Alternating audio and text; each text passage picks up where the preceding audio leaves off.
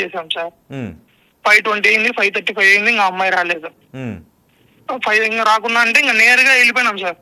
One town police station. 5:20 వరకు మీరు college పరిసర ప్రాంతాల్లోనే ఉన్నారు, గండిపేటలో లేరు? గండికోటలో లేను అసలు. గండికోటలో మహా అయితే ఏంటంటే నేను ఆ వ్యూ పాయింట్ లో ఉండింటే, ఒకవేళ ఆ వ్యూ పాయింట్ లో ఒక 3 to 5 minutes సార్ అంతే.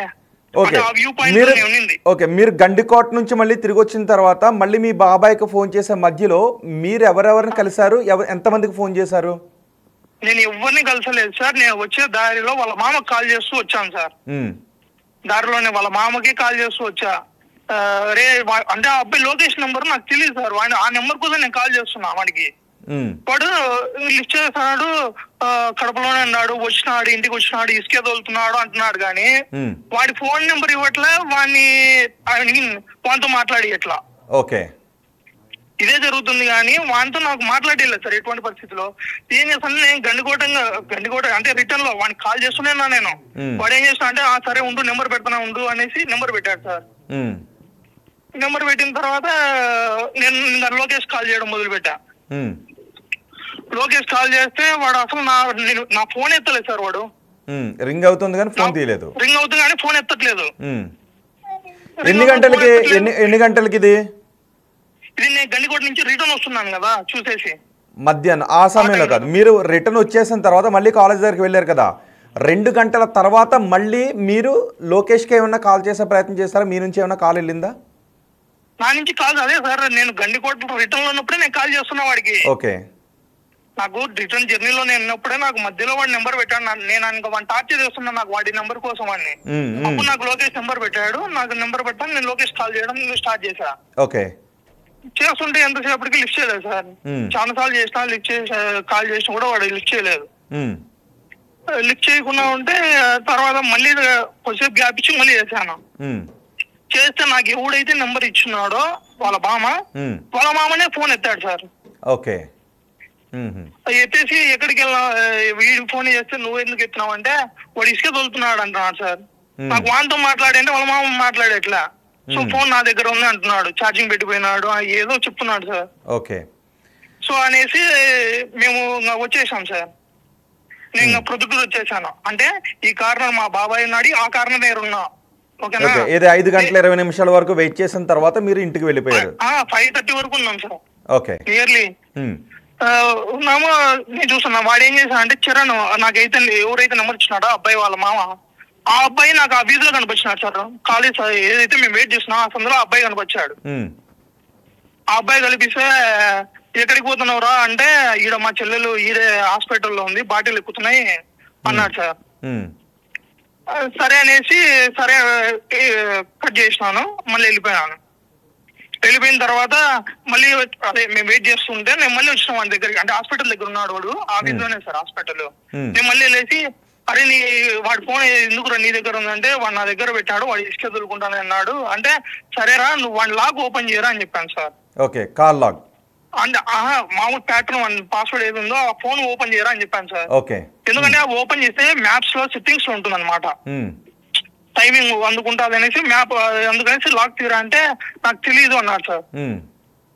నాకు తెలియదు అంటేనే సర్లేసి అనేసి మళ్ళీ నేను ఆ కార్నర్ దగ్గర వెళ్ళేసి వెయిట్ చేస్తున్నా ఆ అబ్బాయి కోసం, అదే మా అమ్మాయి కోసం సార్. వెయిట్ చేస్తున్నాము, ఇంకా రాకుండా అంటే ఇంకా వెళ్ళిపోయాం. 1 టౌన్కి వెళ్ళేసి పోలీస్ కి అక్కడ కేసు ఫైల్ చేశాం సార్. ఓకే, కేసు ఫైల్ చేసిన తర్వాత ఇంకా సార్ మీకు ఎవరి మీద అనుమానం ఉందంటే ఈ లోకేష్ సార్ అని చెప్పాను సార్. లోకేష్ అంటే వాడి నెంబర్ చెప్పంటే సార్ వాడి నెంబర్ చెప్పినా కూడా వాళ్ళ మామ ఎత్తుతున్నాడు సార్, వాడు ఈడ ప్రొద్దుటూరులో ఉన్నాడు, ఆ అబ్బాయి అమ్మ అక్కడ విలేజ్ లో ఉన్నాడు అని చెప్పాను. సరే వాళ్ళ మామ నెంబరే నువ్వు చెప్పు అన్నాడు. అనేసి నేను వాళ్ళ మామ నెంబరే చెప్పాను సార్. వాళ్ళ మామ నెంబర్ చెప్తే సార్ వాళ్ళు ఫోన్ చేశారు, భయ్ నువ్వు స్టేషన్కి రా ఫస్ట్, మీ వాడు లోకేష్ ముందు తీసుకురా అంటే వాడు ఆ ఫోన్ మాట్లాడిన తర్వాత 1 hour నుంచి 1.5 hours తర్వాత స్టేషన్కి వచ్చినాడు సార్. ఓకే, ఈ లోకేష్ అబ్బాయి. లోకేష్ ఏం రా ఎక్కడికి వెళ్ళినావురా, ఎక్కడికి తీసుకెళ్ళినావు చెప్పురా అంటే నాకు వాళ్ళ మామూలు కూడా పాపం అడిగినారు సార్. వాళ్ళు కొట్టారు వాడిని కూడా, లోకేష్ కొట్టి అడిగారు ఎక్కడికి వెళ్ళావు అంటే ఎక్కడికి వెళ్ళలేదు నేను కడపకే వెళ్ళానని చెప్తున్నాడు. కానీ గండికోట పోయినా అనే విషయం ఎవరు చెప్పట్లేదు వాడు. ఓకే, అంటే మీరు వాళ్ళ మామగారు వాళ్ళని కూడా అడగండి సార్ ఒకసారి కాల్ చేసి. ఓకే, అడుగుతా. వాళ్ళ మామ, అవును సార్, వాళ్ళ మామ వాళ్ళకి మాత్రం ఇది చెప్పట్లేదు, వాడు గండికోట పోయినా అనే విషయం చెప్పలేదు. స్టేషన్ కి వచ్చిన తర్వాత ఎస్ఐ గారు వాడిని ఇన్వెస్టిగేట్ చేస్తే తర్వాత చెప్పాడు సార్, నేను ఇలా అమ్మాయిని తీసుకెళ్లాను. తీసుకెళ్లిన తర్వాత నేను అక్కడ నాకు అదే వాళ్ళ మామ ఇంకొక మామ ఉన్నాడు సార్, ఆ మామ వీడికి కాల్ చేసి చెప్పాడంట, అరే నువ్వు ఏమన్నా సురేంద్ర ఎదుగుతున్నాడు అనేసి. ఓకే. వాడికి ఇంకా అర్థం అయ్యేసి ఆ అమ్మాయిని అక్కడే వదిలేసి వీడు వచ్చేసినాడు సార్. ఓకే, ఇది సార్ వాడు చెప్పింది, వాడు కూడా చెప్పింది ఇది, సీసీలో కూడా ఉన్నాయి sir records. So police station కి వచ్చిన తర్వాత మీరు వెతుకుతున్నారు అనే విషయం తెలిసి భయం వేసి అమ్మాయిని అక్కడ వదిలేసి వచ్చేసాడు. వదిలేసి వీడు వచ్చేసాడు సార్. పోలీస్ కేసు కట్టింది, అది ఎప్పుడు చెప్పాడు, గండికోట పోయినేసి పోలీస్ స్టేషన్ లో కేసు ఫైల్ అయిన తర్వాత వాడు చెప్పాడు ఎస్ఐ గారితో. ఎస్ఐ గారు ఏమన్నారంటే కేసు ఫైల్ చేసి ఓకే మనం గండికోటకి వెళ్దాము అన్నాడు సార్. సో యాక్చువల్ గా నాకు నేను ఎంట్రన్స్ లో ఆ అబ్బాయిని అడిగినాను సార్, టోల్ గేట్ దగ్గర సీసీ పని చేస్తున్నా అనేసి అడిగాను సార్. మరి మీరు ఫోటోలు చూపించి అడగలేదు అక్కడ, వీళ్ళ లోపలికి వెళ్ళారా? అడిగాను సార్, విలేజర్స్ అడిగాను, అక్కడ షాప్ కీపర్స్ అందరూ అడిగాను సార్, వాళ్ళు తెలియదనే చెప్తున్నారు. యాక్చువల్గా ఇది ఏంటంటే నేను ఎంటర్ అయ్యేటప్పుడు అబ్బాయిని అడిగినాను సార్, ఎంట్రన్స్ టోల్ దగ్గర సీజీలు పని చేస్తా అంటే కలెక్టరేట్ ఉన్నాయని చెప్తున్నాడు సార్. ఒకవేళ పని చేస్తాయి అని చెప్పిందంటే నేను అక్కడ చూసుకునేవాడిని సార్.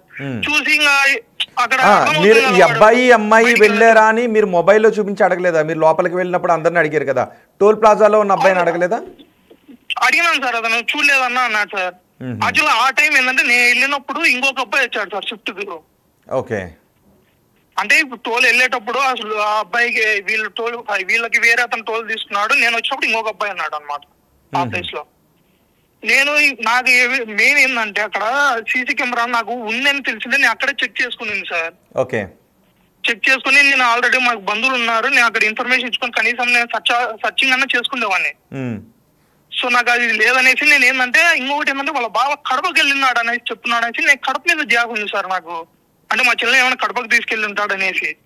సో అందువల్ల నేను ఏం చేశాను అంటే గండికోటలో ఇన్ డెప్త్ గా నేను సెర్చ్ చేయలేదు అసలు, జస్ట్ వెళ్ళాను వచ్చాను అంతే, అక్కడ ఉండే వాళ్ళని అడిగాను వచ్చాను అంతే సార్. ఓకే. ఈ మర్నాడు ఏమైంది, మీరు కంప్లైంట్ చేశారు తర్వాత?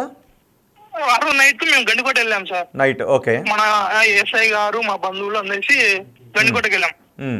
గండికోటకి వెళ్ళేసి అక్కడ సెర్చ్ చేశాం సార్. సెర్చ్ చేస్తే ఎక్కడ ఏం నైట్ సార్, ఫుల్ చీకటి కాబట్టి ఏం కనపడలేదు మాకు. కనబడుకుంటే ఇంకా ఎస్ఐ గారిని సరే రండి అనేసి వెళ్ళిపోయినాం సార్. గండికోటకి ఈ అబ్బాయి లొకేషన్ కూడా తీసుకెళ్లారు కదా? అది లొకేషన్ మాతో పాటు రాలేదు సార్, స్టేషన్ లోనే ఉంచారా? అది ఎక్కడ స్టేషన్ లో ఉంచారు ఎక్కడ ఉంచారు నాకైతే తెలీదు. నేను మా అన్న ఇంకొక అన్న ఒక కారులో వచ్చాము, ఎస్ఐ గారు ఇద్దరు కానిస్టేబుల్స్ వాళ్ళు సపరేట్ ఒక కారులో వచ్చారు. ఈ అబ్బాయి లోకేష్ ఎవరైతే ఉన్నాడో వాళ్ళ అన్న వాళ్ళ ఇంటి లోకేష్ వాళ్ళ ఇంటి పక్కన ఆయన ఒక కారులో వచ్చారు సార్. ఓకే. సో మేము ముందు వెళ్ళాము, మేము ముందు వెళ్ళేసరికి నేను జమ్మలమడుగు సార్, జమ్మలమడుగు అంటే జమ్మలమడుగు తర్వాత గండికోట, నేను జమ్మలమడుగు ఎంటర్ అవుతానే మా బంధువులు అన్నకు కాల్ చేశాను, అన్న ఇలా అమ్మాయి మిస్సింగ్ అయింది చెల్లెలు అవుతుంది చూడన్నా అంటే ఆయన మనుషులు అరేంజ్ చేశారు సార్. మేము వెళ్ళేసి అంటే దారిలో ఉన్నప్పుడు ఆయన మనుషులు అరేంజ్ చేసి సెర్చ్ చేస్తున్నారు. కానీ సార్ అన్న కాల్ చేశాను, తర్వాత కట్ చేశాను, మళ్ళీ అన్న కాల్ చేశాడు, అరే ఒక బ్యాగ్ దొరికిందంట ఇందులో కాలేజ్ పేరు ఉంది వైషు అనే పేరు ఉందంటే అవునా అని చెప్పాను సార్. ముందే అని చెప్పాను సార్. నైట్ జరిగింది ఇది? అవును సార్, నైట్ బ్యాగ్ దొరికింది అని చెప్పారు. సో అమ్మాయి జాడ తెలియలేదు? జాడ తెలియదు, బ్యాగ్ దొరికింది అని చెప్పారు అంతే. తర్వాత కాల్ కట్ చేసి సరే వస్తున్నా అని చెప్పాను. మళ్ళీ అగైన్ అన్నని కాల్ చేసి అరే ఒక అమ్మాయి ఇక్కడ ఎవరో తిరుగుతున్నారంట అంటే అన్న ఎవరో ఫస్ట్ వాళ్ళని పట్టుకున్నా అని చెప్పాను. మీరు ఫస్ట్ వాళ్ళు ఆపండి, ఆ అమ్మాయి ఎవరో ఈ టైంలో తిరుగుతుంది. ఒకటి ఆ టైము 10 అబో అయిందా సార్, రాత్రి నైట్ రాత్రి 10కి అక్కడ ఎవరో అమ్మాయి తిరుగుతోంది అని మీకు చెప్పారు?